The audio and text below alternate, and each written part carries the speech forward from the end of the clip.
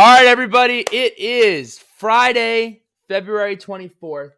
Another beautiful day in Northern Virginia. It's around 5:15, getting ready for the weekend. But we have a special guest who this is long overdue. Josh Fuga is our athlete of the week. Josh Fuga hails from Woodbridge, Virginia. He's a senior defensive tackle from Freedom High School. Shout out. First time on the podcast. And Josh, I got to say, that's on me. That's my fault. So welcome to the Sons of Saturday, man. We're happy to have you. Well, first and foremost, I appreciate you having me, man. It's all good. It's just my turn, I guess. So it's all good, man. Let's do this. It won't be the last time, man. It won't be the last time. So I appreciate your time. First question we ask every single athlete that comes on. Looking back, your primary recruiters back in the day, you can go ahead and look up the 24/7 picture. Josh Fuga looked a lot younger than he did now. No hair on the chinny chin. But your primary recruiters were Coach Foster and Coach Wiles. Shout out to both of them, icons in the Virginia Tech community. But ultimately, what made you choose Virginia Tech in your recruiting process? So being from Northern Virginia, Woodbridge, specifically, it was Virginia Tech is a place where it's far from home, but not that far. I'm very family oriented. I like to do things with family. Like to go see them. Love to go see my brothers, grandparents, and all my parents. And so it was far, but then it's not to where every weekend I could just go home. So it's a 4-hour drive, but just to be in state, just to say I stayed home and played football, did all my years of college ball at home. It couldn't get any better than that. Awesome. Well, we're certainly glad you did choose Virginia Tech. And the next question I have came from Taiwan Garbett. Months ago, when we interviewed him after the Boston College game, we learned a little bit about the Yard Dogs. The Yard Dogs, the defensive line. Can you elaborate a little bit on what that is? Tell us a little bit more about that culture. The Yard Dogs is a mentality state. It's something that was implied by Coach Price. So it's either, when you walk across the street and you see a dog outside guarding a house, are you the dog that's outside guarding the house, or are you just the dog that's inside just being a house dog? But it's really a mindset. You throw a ball across the yard, the dog's gonna get it. He's gonna come back, and he's gonna keep coming back and keep coming back till he's tired. So it's just really a mindset that we need on the field to have every play, every rep, and every single moment that we get on that field.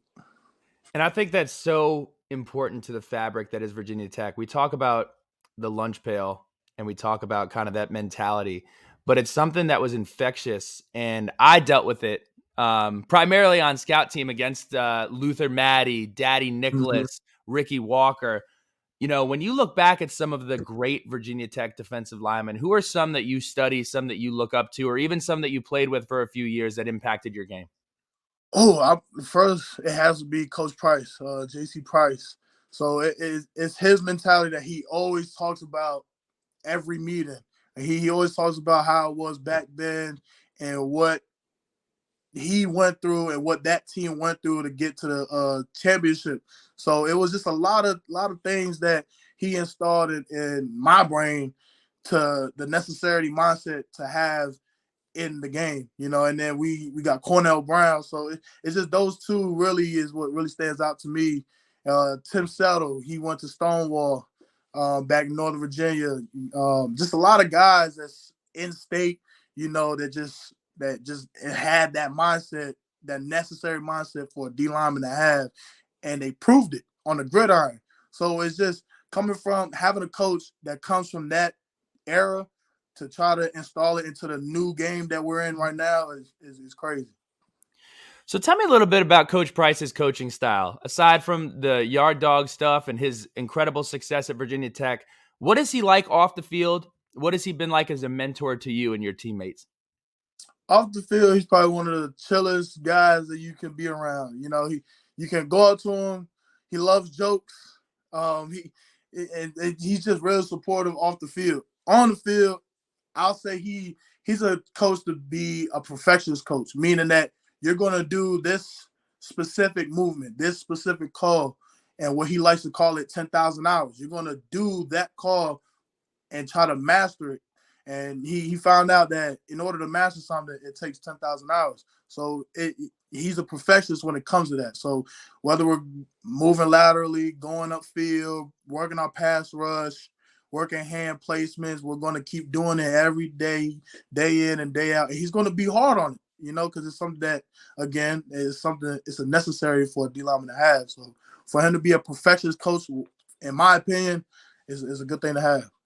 And the defensive line, when I was kind of looking at the roster, tell us a little bit about that room. You got some vets. Narell Pollard's coming back. Kendricks is coming back. Payne is coming back. We have some new faces from young guys, guys from the transfer portal. Can you kind of break down some of the guys in that room? What does the leadership look like? And what are your expectations for this year out of that room? Oh, the leadership, it's really the guys that was in my class, like Pollard and Kendrick, the 2019 class. We have that leadership role right there from us three really takes on and really tries to imply it to the younger guys that's in that room. And you also got younger guys trying to help on younger guys when one of us three is not available or anything like that. We have a lot of guys trying to pick up everybody. And that room specific, it's a lot of guys that's in there that either played in last season or seen what the outcome was and knows what the standard is. So we're going to have like 2 new faces as of right now. I know we have a couple more coming in the summer, but right now that will be the room where nothing really has changed because a lot of guys experience what college football is supposed to be and how it's supposed to be played. So that room, it has a lot of experience and it has enough leadership for that room to be good. And before we move on to the entire team, looking at yourself, looking at the D-line as a whole, what are the biggest areas of focus and improvement for you guys moving into the 2023 season? It's just really the details that whole room that whole room needs is to understand that what happens off the field reflects what happens inside that facility, what happens on the field. So we just really need to hone in on our details, know that the details is what's going to help us take that next step to perfect our game come Saturdays. So I've harped on this over and over and over again.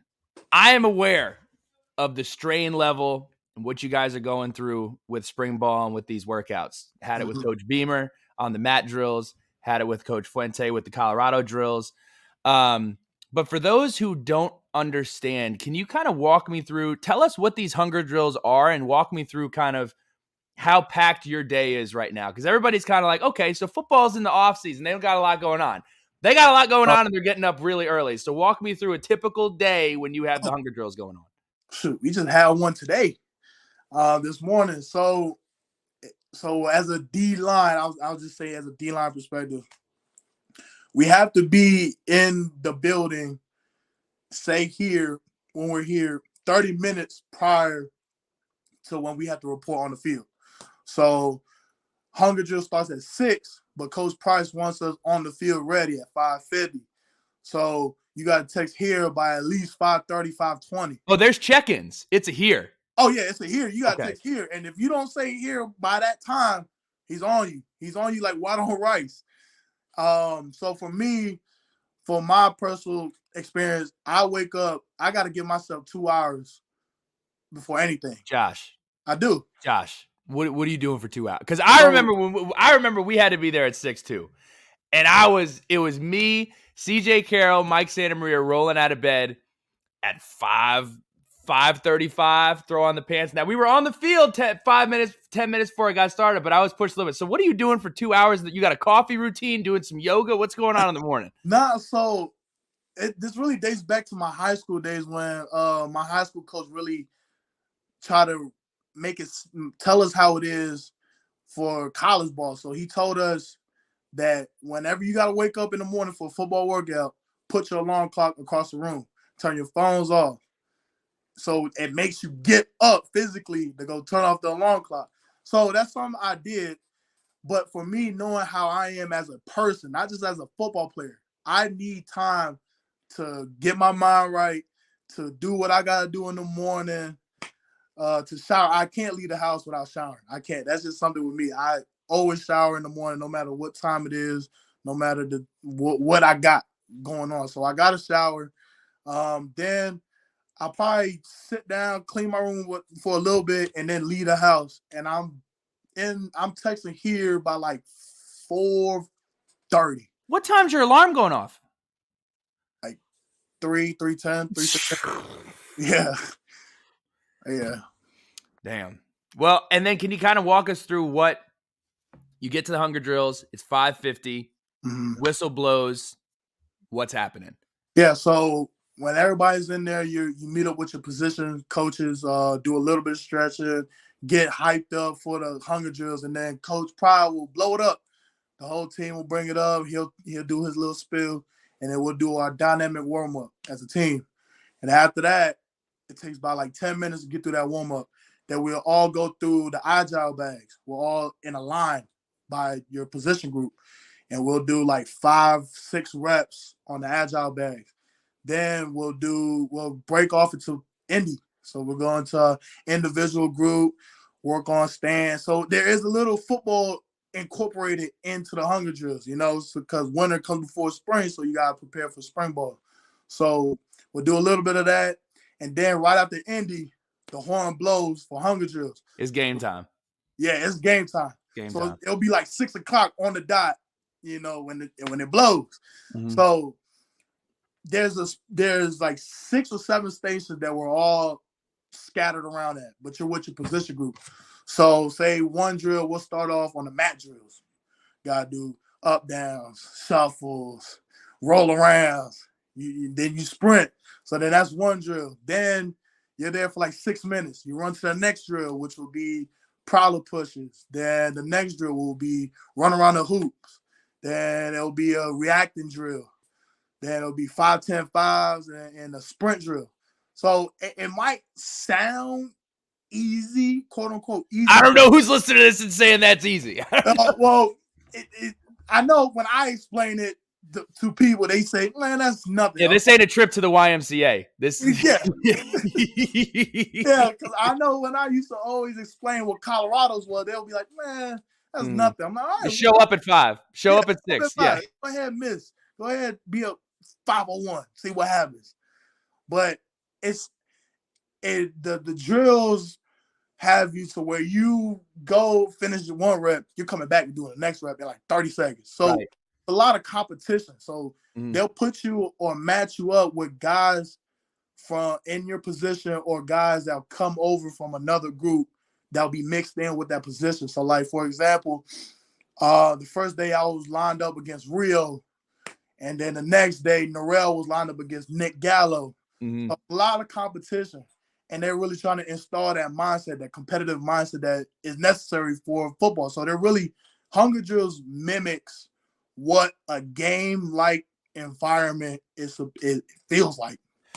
The only way to really explain it is, you can go into, okay, we run around, we do this, we do that. It is an all-out sprint with the environment of like an Oklahoma drill for an hour. Is what it is. The one thing I've always said is I wish I could have worn like a Fitbit or like an Apple Watch during it and to understand kind of where your heart rate is at and everything else. It is extremely, extremely intense. Before we talk, I had a couple other observations that I want to ask you about from that, but I always harp on the importance of this time. Aside from getting into shape, understanding what strain is, doing some of the individual work, which you guys are doing. The most important thing, in my opinion, that comes out of these workouts is it is a culture building atmosphere. You find out who's a leader. You find out who's going to show up when stuff's really hard. And ultimately you find out who has that dog in them, who on the team has that dog in them. And it is as important as anything that you do as a team is the workouts that are going on 6-8 months before the season even starts. So who are the folks, whether they're newcomers from the transfer portal, younger guys, who have kind of jumped off and surprised you and have kind of taken, whether it's a leadership role or have shown you like, okay, that's a guy that I can trust? Oh, a guy that I can say that really, I wouldn't say surprised me, but really took that step forward and be like, okay, you are going to be able to count on me whenever my number or my name is called. And it's both of the twins and Jordan and Jaden McDonald. Jordan plays DN for us, so he's in that room. But you just watch them both work. You watch Jordan work. He's a go-getter. He's just gonna get off and he's just gonna give you his whole best. Another one is CJ McCray. His get off is remarkable. One that really surprised me that is he doesn't say. He probably said no more than like 20 words to me since he got here, but he's a worker and I see it. And this transfer quarterback is from Baylor, Kyron. Mm-hmm. You know, he's a guy that's going to really put his best foot forward, as well as Taj Bullock, another quarterback. Like Taj came in 2020, Jersey guy. Yeah, from New Jersey, and he has done nothing but work. I think that's all he knows. And sometimes I'll catch him in the players' lounge at like 6:00 doing academic things. But you'll see him on Saturdays or Sundays in the indoor just throwing the ball inside of a net. He's a guy that just embodies that work mentality.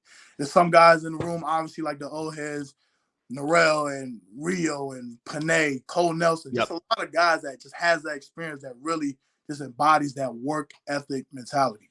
Some of the things, and I'm more so doing this from a nostalgia factor. Some of the things that people don't think that would bother you. The prowlers. When you're done with these drills, you are picking turf out of your eyeballs. If you don't have contacts, you are picking turf out of your eyeballs for two. You'll be in class picking turf and turf pellets out of your eyes. That's one of the things. I mean, the wake up is just crazy. And it's freezing cold in the indoor. Nobody talks about how cold it is in the indoor. It is not heated. It's definitely not. But surprisingly, we haven't had one of those days where it was completely cold. There was one day where, you might throw on a long sleeve, but it wasn't like crazy cold. But it does get cold. Like for Colorado's, cold. Coach, I love, I guess one more thing. Can you just talk about Coach Galt? Because he is bringing the juice every single day. I just want to hear a little, I want to meet this guy. I want to hear more about him. Can you tell me a little bit about Coach Galt? Oh yeah, Coach, you just hit it right there. You just hit it. So he's a guy that brings the juice every single day. Like if you feel like you can't go, he's gonna push you to make you go. You know, and he's a very approachable guy. He wants to talk to you. He wants to conversate with you, and he wants to know how you're doing, how you feeling, and still he'll give you a slap on the back, be like, "Come on, let's hit this set. Come on, let's do." And sometimes he'll do a set with you, meaning that say we're squatting, he's gonna squat with you and everything. So he's that guy that'll bring that juice. So he's a juice guy. So we're moving into our rapid fire segment. These are some football. There's some fun, but we're gonna kick it off here. So my first question is my favorite one to ask. If you could have dinner with 4 people, dead or alive, who are those 4 people and where are you going to eat? Oh, where I'm going to eat is Ruth Chris. Okay. Those 4 people will be Jeff Bezos, Troy Polamalu. Who else? This is hard. Jeff Bezos, Troy Polamalu, Rihanna. Okay. Rihanna and my baby brother. Okay. I was gonna add, that was my next question. Celebrity crush. It's got to be Rihanna. Surprisingly, it was J-Lo before I seen the Super Bowl. Super Bowl before, I'm like, damn, Rihanna might be number 1. Shout out to Rihanna. Yeah, that was probably the quickest we've ever gotten the rapid fire one. That's a good 4 at Ruth's Chris. We can make sure that Jeff Bezos pays for that. You don't need to be covering that bill. So I noticed last year you were on the Polynesian Football Player of the Ward list. As a Polynesian yourself, Josh Fuga, Tell me about some Polynesian food cuisine. Do you have a favorite? I am not a connoisseur in Polynesian culture or food, so please enlighten me. Oh, there's a lot. There is a lot. Polynesian, you got the side dishes, Hawaiian lumpia.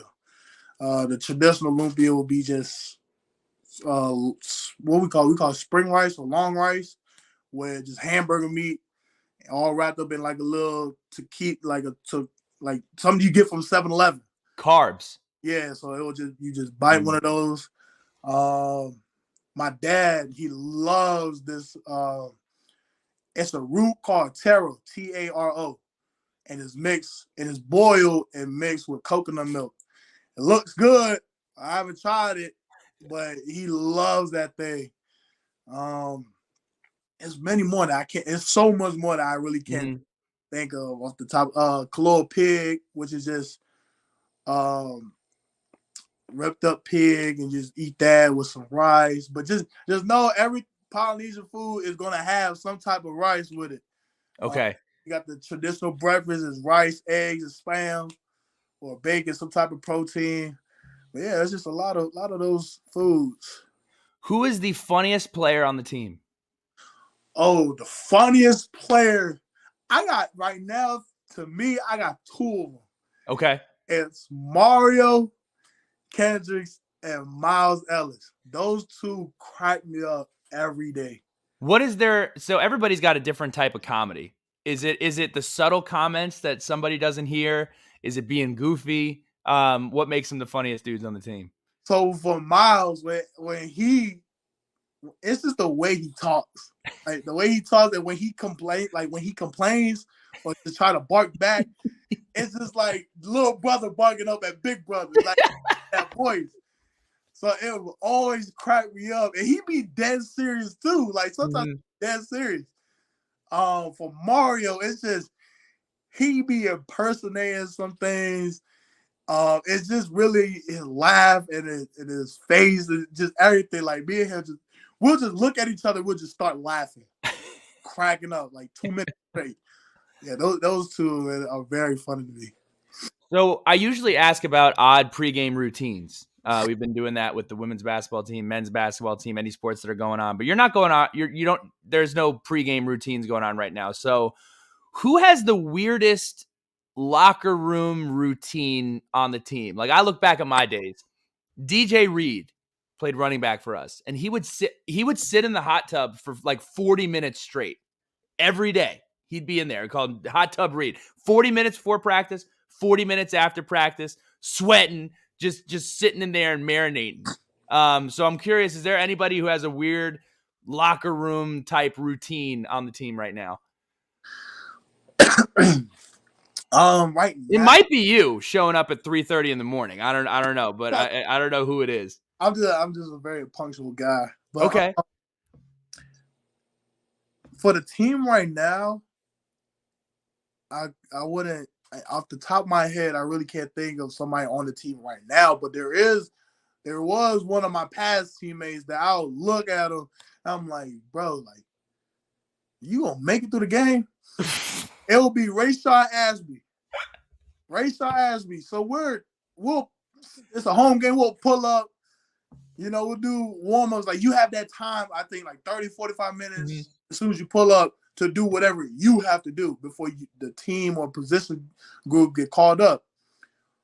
So sometimes I will go down to the game field and just take in what I'm about to play in. I will look down on the other side of the field. This man is literally running laps around the whole entire field in a full sweat. I'm like, we just had pregame meal, and you out here sweating it off. Like, what are you gonna eat? And then next thing you know, he'll play all 4 quarters. 15 tackles, 3 Yeah, TFLs. 15 tackles in like 2 seconds. I'm like, what the heck? So I'm like, dang. And one time I try to like do a full little sprint down the field. I'm like, yeah, that's ain't me. I don't know how he do it. But yeah, he just be in a full on every game, away or home. He'll be doing that. Just run laps around the field. Favorite memory as a Hokie, both on the field and off the field? On the field is 2021 game opener against UNC when we beat them. Very crazy. That was All-timer. a game. That was the craziest game. All-timer. Yeah, even it for me, it tops when we beat them 2019 for 6 overtimes. That game, the 2021 game, tops that.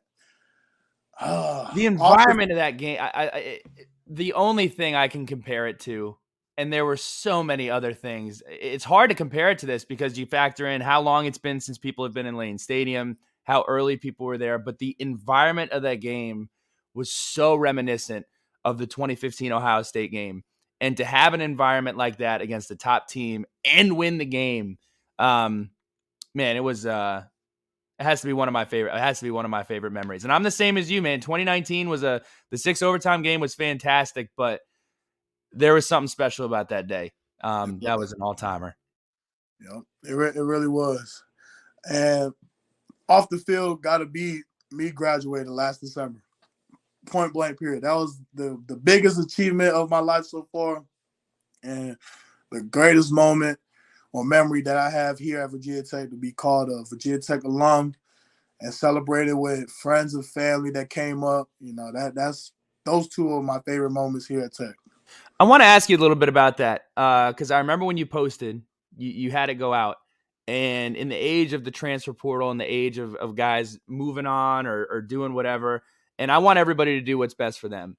But to me, when I look back at my time, the relationship I had with Virginia Tech, and you don't really realize how impactful and special the moment is of actually graduating because, and I want to word this the right way, it's not like riding shotgun next to you, but you have so many other responsibilities with football and everything else that you have to do. But to have that moment and share it with all of those other students that their primary goal was to graduate and everybody else has other stuff to do. But that was such a special moment that I didn't think, I thought I'd wake up on that day and it would just be sad because my time at Tech was over. But it turned into being such a more, damn, I really did this moment. So what did that mean for your family? Who came up? How did you celebrate that weekend? Oh man, I had my whole entire family come up, from my brothers to my parents, my aunt, uncle, cousins. Then I had my god sisters come up, and I had one of my best friends come up. So it was just to really walk across the stage and say, I did something. Like in my caption, I know I said there was a question that I did a podcast as well prior to graduation, and they said, what could you say to your 18-year-old self right now? And I said, I did it. So walk across that stage, in my mind, I'm like, yo, like, you about to cross the stage and you're about to receive something that nobody can take from you. And it's just it's a surreal moment. And throughout the whole commencement, I'm sitting next to a guy that was just a student there. And he didn't know who I was. I didn't know who he was. But he just kept looking. He was like, bro, like, you big. Like, do you play on the team? I was like, yeah, I do. And then we just started chopping it up and just talking about Virginia Tech football. We started talking about his time as a student, talking about my time. And it's just, you get the best of both worlds in the different perspectives that you won't get to really see or experience as an athlete, vice versa as him as a student. So he was astonished of how my schedule was, and I was astonished of how much time he had on his life here, his time here at Tech. But it was just really a very surreal moment because everything just opened up and made me realize that this is a moment that I'll never forget for the rest of my life. That's special, man. That's special. I guess the last couple questions that I have for you, goals for your senior year on the field and off the field. Off the field, finishing my second degree in criminology this December. Easy. So that I got to finish that one. Double degreed up. Let's go, man. Let's go. Double. Yes, sir. And on the field is, they talk about being a tangible goal, but for a team, I just want to make it to the championship as a team. You know, it's not no personal accolades. I'm not looking for that because we all can get that, you know, at some point. But as a team, I want this year for the 2023 season, say that Virginia Tech has made it to the ACC championship, is going to compete, and we're going to win the thing. So that's a goal for me. You've alluded to it a couple of times, and we'll end with this. What does Virginia Tech mean to you? Aside from your teammates, aside from football, like what does Virginia Tech mean to you? Because one of the awesome things is everybody that's on the team has a relationship with Virginia Tech, but you specifically, and there are other people who embrace everything that comes with Virginia Tech. And you're not just here to play football. You're not just here to get a degree. Like, you seem to be fully ingrained in the Virginia Tech community. I just wanted to ask you what Virginia Tech, what Blacksburg, what the New River Valley, what has that meant to you over your time? Over my time, just to really think about it right now, is Virginia Tech is a getaway, meaning that, you know, you have your vacation spots for like what, Barbados, Bora Bora, wherever, but Virginia Tech, Blacksburg itself is a getaway. And just know for me personally, how I grew up and where I grew up, you know, it was really time for me to really just get away from where I grew up and just my norm that I built in Northern Virginia. So me coming to Virginia Tech was probably the best decision of my life so far right now. So the getaway, you know, you have a lot of experience to where you meet these different peoples of different levels of authority over here, and you just get to really experience the knowledge that people have for you.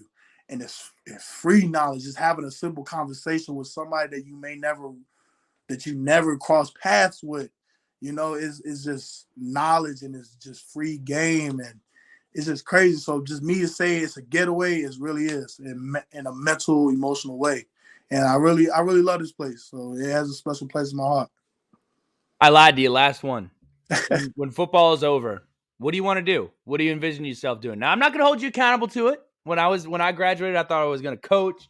I thought I was going to be, man, I thought about gym teacher. I thought about all sorts of stuff. I ended up doing sales, and now I do this. So what do you want to do with your 2 degrees when you step away from the game? Oh, so obviously, you know, the first goal is definitely try my shot in the league. You know, and always got to have a plan B, C, and D. So obviously, whenever my time is up in the league, I want to stay as close to the game as possible. So I want to become a D-line coach. And then obviously, aside of that, I want to do real estate, become a realtor. That doesn't happen, then this this degree right now in criminology will help me set up some jobs to become an FBI agent. And my mom knows some family friends that are looking for FBI agent. I just got done talking to some of them about a month ago. They was like, look, as soon as you're done with that degree, as soon as you're done with football, come talk to me. I got some positions lined up for you, as well as football position coach. I got some spots lined up in different areas where they say, hey, whenever you're done with Virginia Tech ball, whenever you're done with the league, come here and coach. So I have a lot of things lined up for me, as well as the real estate role, but it's a lot of things: real estate, coaching, FBI agent, NFL, all that crazy things.